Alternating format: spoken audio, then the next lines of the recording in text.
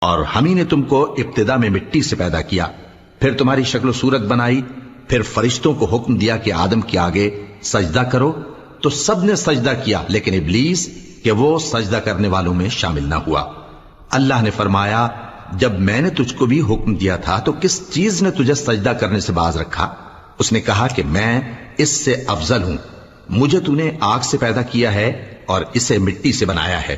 فرمایا، تو بہشت سے اتر جا، تجھے شایع نہیں کہ یہاں تکبر کرے، پس نکل جا کہ تو ذلیل لوگوں میں سے ہے۔ اس نے کہا کہ مجھے اس دن تک مہلت عطا فرما جس دن لوگ قبروں سے اٹھائے جائیں گے۔ فرمایا، اچھا، تجھ کو مہلت دی جاتی ہے۔ بولا کہ مجھے تو نے گمراہ کیا ہی ہے، میں بھی تیرے سیدھے رستے پر ان کو گمراہ کرنے کے لیے بیٹھوں گا، پھر ان کے آگے سے اور پیچھے سے اور دائیں سے اور بائیں سے غرض ہر طرف سے آؤں گا، اور تو ان